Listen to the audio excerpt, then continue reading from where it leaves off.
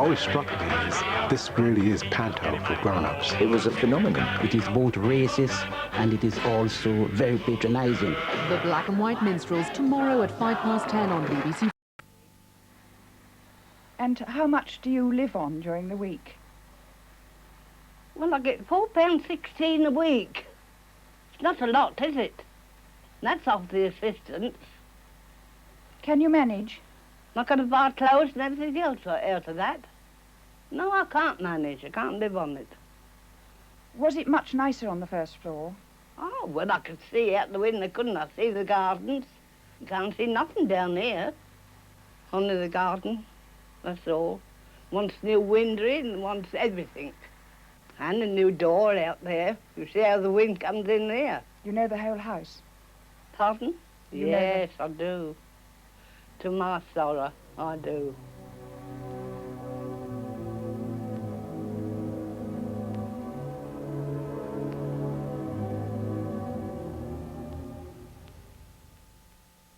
I tell you what I'll do. What will you? I'd like to go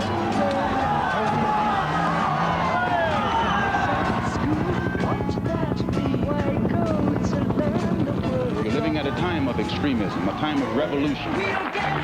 Did they really have it so good? Rethink the 60s. It's all too beautiful. Every weekend in June on BBC4. BBC4 on the first night of our massive 60s season with two last-minute additions to tonight's schedule. Very 1960s telly, that. In half an hour, goggle-eyed Marty Feldman with his own mad old show, co-written by Barry Took. But first, BBC DJ Simon Dee's twice-weekly chat show. Very few complete editions of Dee Time still exist in the archives, but we found one from 1968.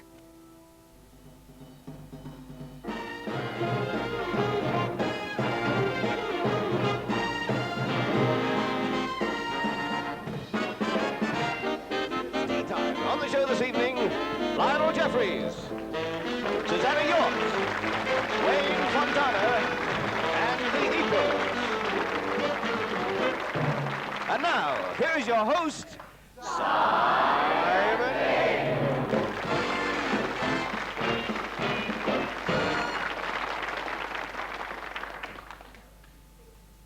We're all wearing them.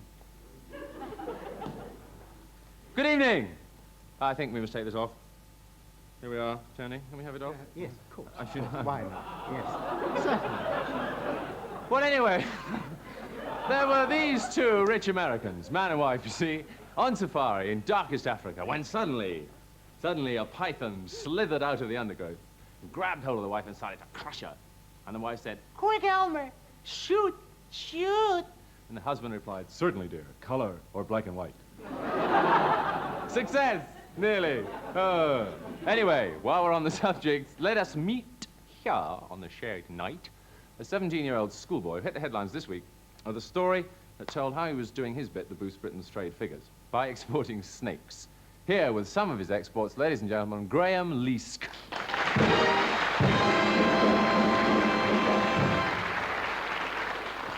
Welcome, Graham.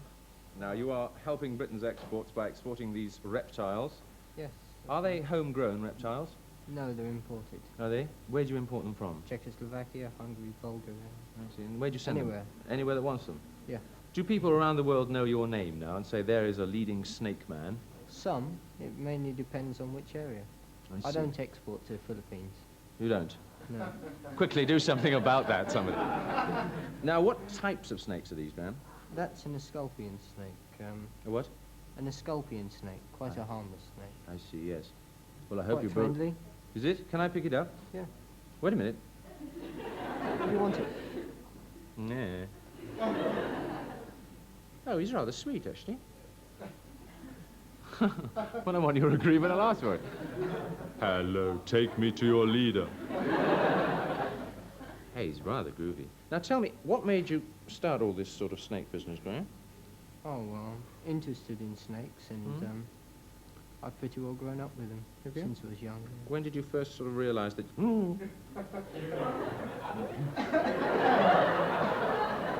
that there was something nice about them. Oh, about 10 years ago. Did you?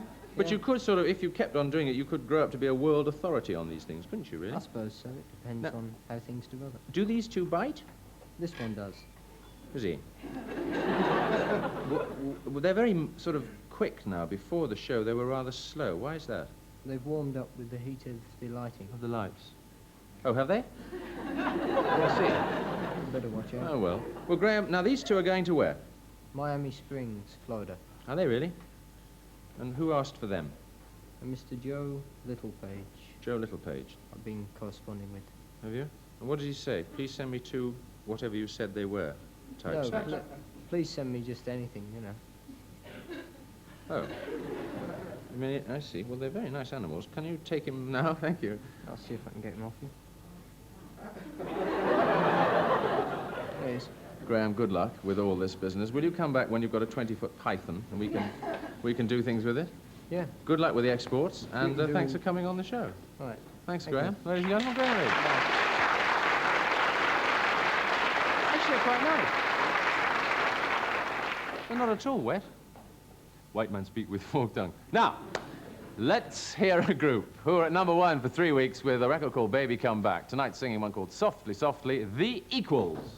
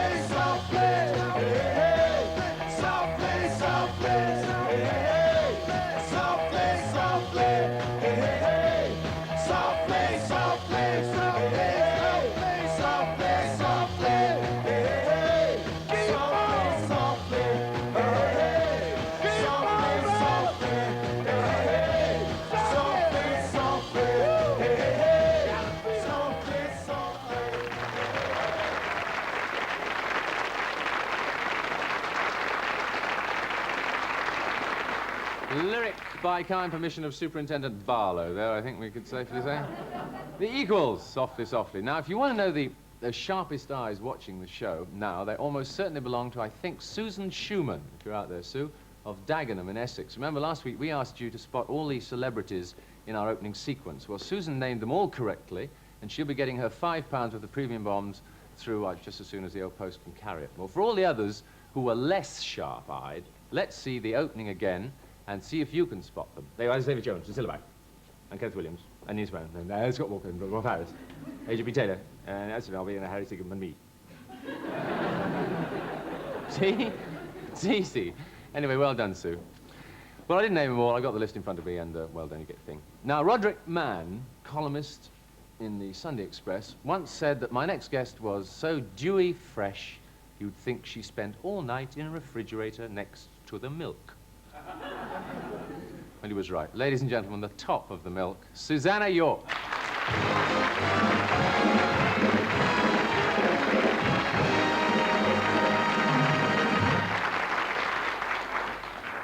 You didn't mind that. Roderick Mann, then. No, it's lovely, and I like the final edition. That was super. Well, thank you. I must say, we have been trying to ask you on the show for about 6 months, and you've always been working. We rang up your agent and said, no, she's in Istanbul or somewhere. Are you a compulsive worker? Oh.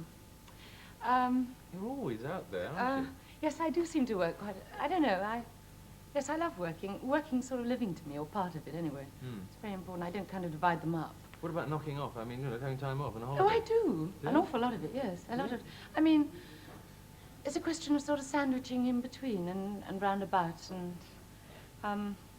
I don't know. I do a lot of living while I'm working as well. I was reading a list of your successes this afternoon. It reads like the sort of top successes of the British film industry. We've got Tom Jones, Green Gage Summer, Duffy, A Man for All Seasons, which was fantastic, unbelievable, and one yet to come out, Lock Up Your Daughters. Is that right? 2 yet to come out. 2, who's the other one? Battle of Britain and Killing of Sister George, which which you just finished, yeah. Well, now, all these producers, and I must say, me seem to have a vision of you as the typical English Rose, a bit of the old English beauty, you know? Do you mind this casting all the time? Oh dear, yes, I'd hate that. It isn't actually casting. I suppose, I mean, I have kind of blonde hair and blue eyes, and people tend to think people with blonde hair and blue eyes are sort of British, don't they? Oh, yes, quite. But actually, I don't think I am very rosy. Oh, well, I wouldn't say that. No, but you never really play a sort of nasty part, do you? I'm sorry. Well, the girl in Sister George is we have yet to very see that. ambivalent. I wouldn't say Seguin and Duffy is ambivalent, yes. Sort of... Listen, if you're going to throw logic at me, I'm not Sorry going to about that. Well... It's a good movie, though, is it, Sister George? It's all about lesbians and everything, which we can't talk about in this program, and it's a comedy as well. Yeah. Yes. Now, we had Joanne Woodward on the show, I think 2 weeks ago, and she was telling us all about giving a little chat to the students at RADA. Now, you used to be at RADA, didn't you? Yes. The Royal Academy of Dramatic Arts in Gower Street. Do you think you've changed much? I hope so. I'd hate to think that one just stayed where one was when one left, you know. I mean, I used to think there was a moment when you'd grow up, and you'd get to a certain point where you'd know what your questions were and what your answers were to those questions. And I sort of look forward to some relief, hoped for relief, but also some dread. But there isn't a moment. I don't think you ever do. I mean, you're always changing. You're always... That's what life's about. But did the dreams come true? No, not those particular special ones, maybe, but an awful lot of other dreams were dreamt of since then, and some of them have happened, and some of them haven't. Like what? What hasn't happened yet? Oh, Lorks. Lorks? One question. Great word. Lorks. It's useful. Well, as I still hope to realize them, I don't think I'll tell you. All right. One thing, of course, that you did goof on, rather, and forgive me saying it, but it's only a person who's read things about you and is putting it into words. When you made Tom Jones, you accepted a salary for the film as opposed to a cut of the profits, which is the way that some actors and actresses take money for films.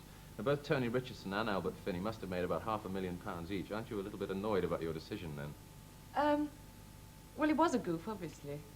But, I don't know, I've made much worse goofs. Not about money, perhaps. I mean, I suppose, really... Well, it would have been jolly nice, except that... That's the understatement of the week. It would have been jolly nice. Except that it might take your impetus a bit away. I don't think it ever would really take my impetus away for working, because one doesn't really work for money. At least that's not the ultimate thing you work for. It's jolly nice when it comes along and all that. Well, what do you work for, satisfaction? What do you work for? You work... Well, I work in acting, I suppose, because I love people. I'm interested in people and human beings and what goes on between human beings, and acting seems to be about that. I'll go along with that. And theatre, and it fascinates me, and I think there's so much to learn. And I want to learn, and it seems to me, for me, to be the way of learning. Mustn't you be very careful, because I believe that you and Joan Collins share one thing, and that you both keep a diary, write everything down, you know. Not everything, I don't know. Oh! Everything. I do write a lot, yes, I do. Well, surely the point of a diary is to write everything down, isn't it? such an awful lot happens to one in a day. And you've got the trouble with the diary, I find, I mean, I love writing, scribble away and all that. But the trouble is that you're so busy living that some of the time you don't have time to get it all down. Really, if you're keeping up a very full diary, I mean. Yes. You know. But then sometimes I have great writing binges and I can go on for about 20 pages in a day. Then maybe I don't write for about 10 days or so, or a month, or I go through a phase when I don't. But one must be careful, I suppose that's true. Yeah, you were going to publish it? That's not my intention, no. Oh, well, I start a publishing house, and I think my first 2 books will be yours and Joan Collins' diary. I'll do quite well, I should think, on that. Susanna, we don't have any more time. Thank you so much for coming on and talking to me. Thank you very much indeed. Thank you.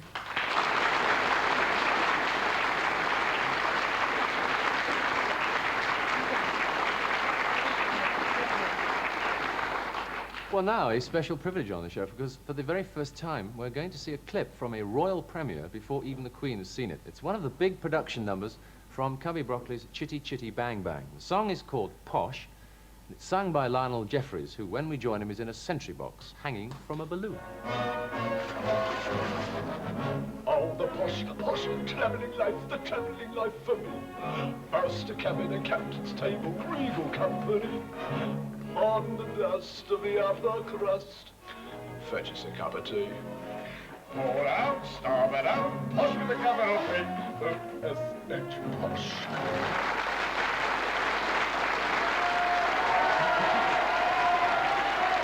All right. And now let's meet the man who was singing there. Someone who was once, someone described him as the best screen eccentric since Mr. Magoo. Lionel Jeffries!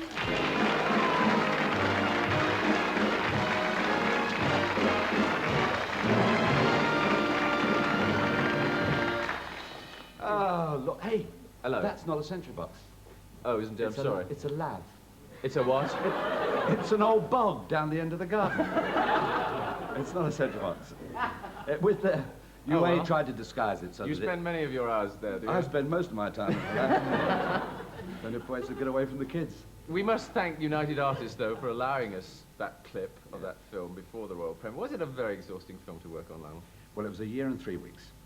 I was on it. I was the first one on it, and I was the last one off it. But I must say, in all honesty, it was without doubt the most enjoyable year. I mean, it's a year out of my life, but it was a super year. Directed by Ken Hughes? Ken Hughes, who I reckon is, well, not just the best in England. I think Ken Hughes is among the top 5 best directors in the world. Super. You were looking a bit worried standing out there, watching yourself there. Well, I was, because I got bronchopneumonia after doing that bit in the water. It's true. I didn't know about it until about the other week, wasn't it, darling? It's my wife, in fact, I was asking about it. She always knows. Well, I hope you weren't calling anybody else, darling, yeah. Well, it certainly wasn't Peter Noble. Tricia Noble's father, isn't it? Yes. Anyway. No, actually, it was, what did you ask me? Oh, yes. I had a bit of a cough. Yes. And I went to the doctor and he said, I think you better have an x-ray. And I went to the x-ray and he said, about 6 months ago, he said, you were walking around with bronchopneumonia. And we worked it out, that was when I was doing it in that tank. But I enjoyed myself. You saw the film for the first time yesterday with the children? Yeah. What did they think of Daddy out there working hard?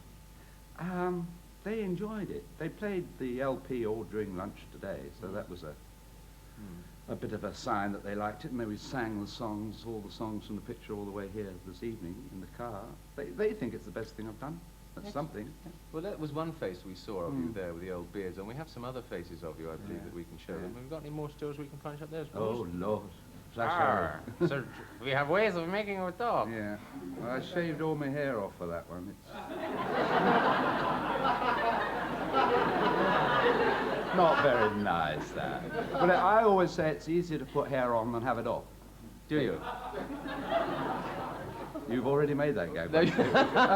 Oh, yes, that's King Pellinor in Camelot. That was a 4.5-hour makeup every morning. 4.5 hours? Yes. Good heavens. For 8 months. That's rubber. And hair stuck all over you? Yeah. You should have kept some of it, shouldn't you? Yeah. I had a wart. Actually, the makeup man kept the little wart that's on the end of the nose there. He put it in a little box and he's got it at home. Oh. Isn't that sweet? Isn't that nice? Yeah. Have we got another one? What? Another wart? Oh, look. Wow. Lovely line. How beautiful. Yeah, it's a sort of David Niven, Johnny Mills and Thora Hird. I would say more Thora Hird myself. Yes, yeah. I fancy myself there. What film was that in? Secret of My Success, with Jimmy Booth. I see. Yeah. Actually, talking about Jimmy Booth makes me think of Anthony Booth, makes me think of Warren Mitchell. Yes. Who you, in fact, were at RADA with. Yeah, that's right. He wasn't Warren Mitchell in those days. He was Warren Meisel. But he's, I tell you quite honestly, I am so chuffed the way that fella's got on. I think it's marvelous. I think he deserves it. I hate him for being successful.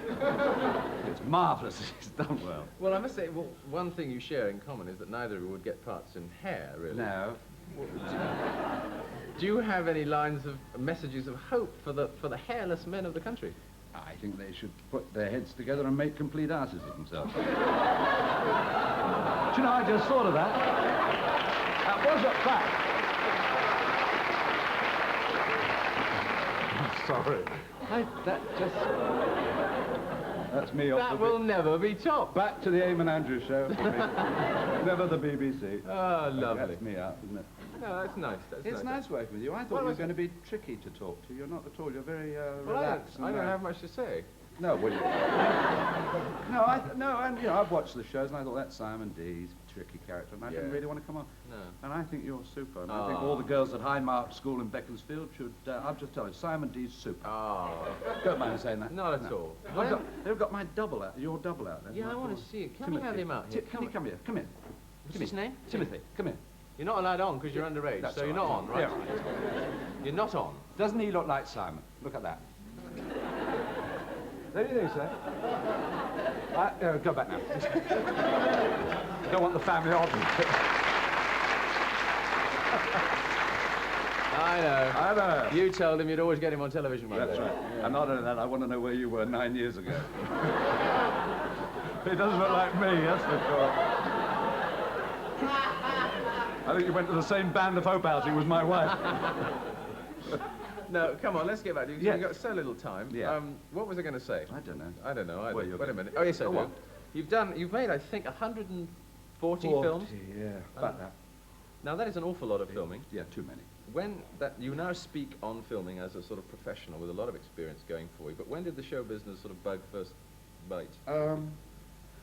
Well, as a baby, as a child, I think I did a double act with the district nurse.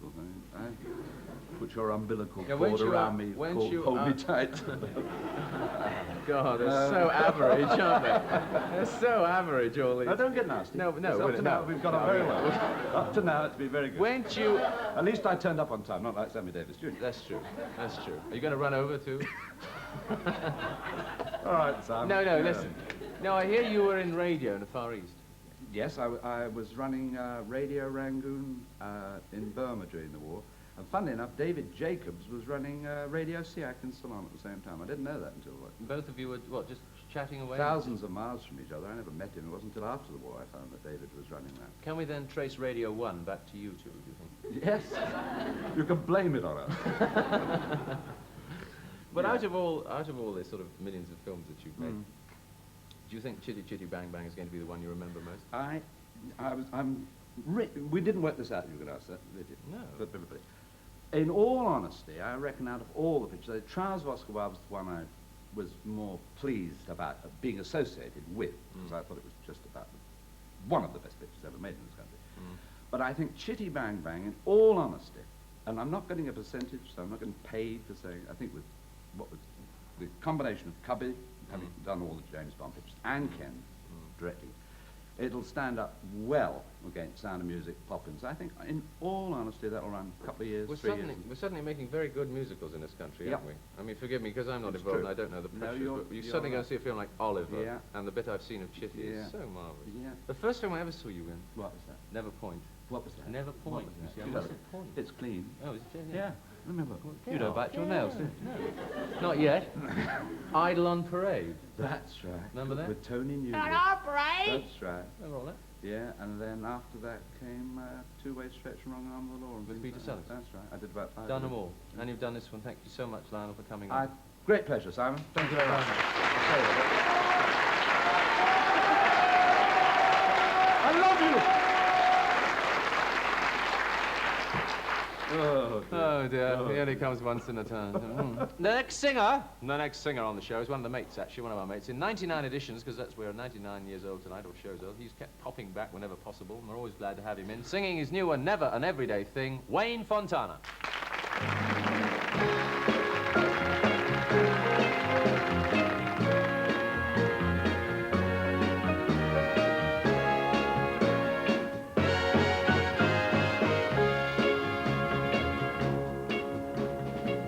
With the crowd every night, follow the big city life. You think that you're living, you've no time for giving, you take just whatever you like. But baby, it's not like they say, 'cause love doesn't come every day. Living is one thing, but loving is something you can't let the chance slip away.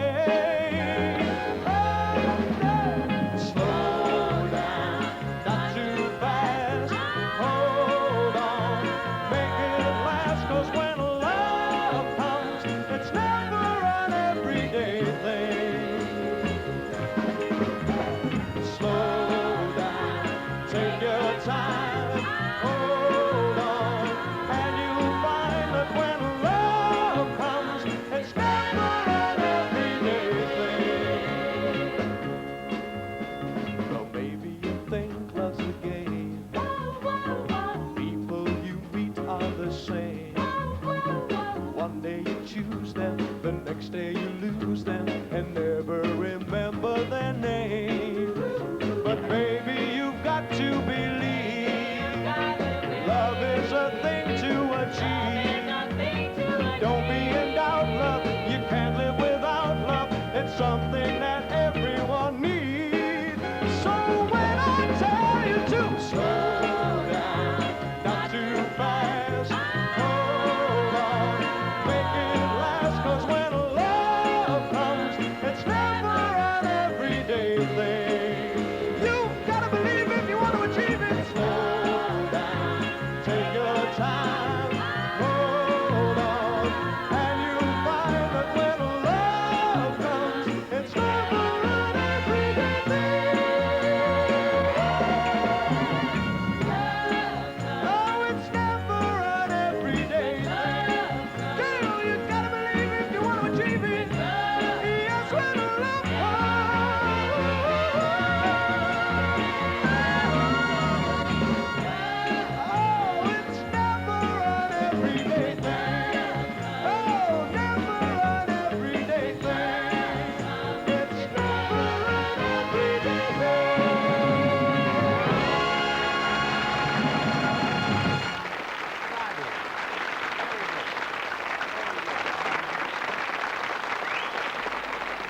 One of the best voices in pop at the moment, Wayne Fontana, and I wish he'd get another hit. Anyway, thank you very much, Wayne. Lionel Jeffries, Susanna York, and everybody else on the show. Finally, did you hear about the goat who said to his mate, "Are you kidding?" She said, "No, just putting on weight." Wait.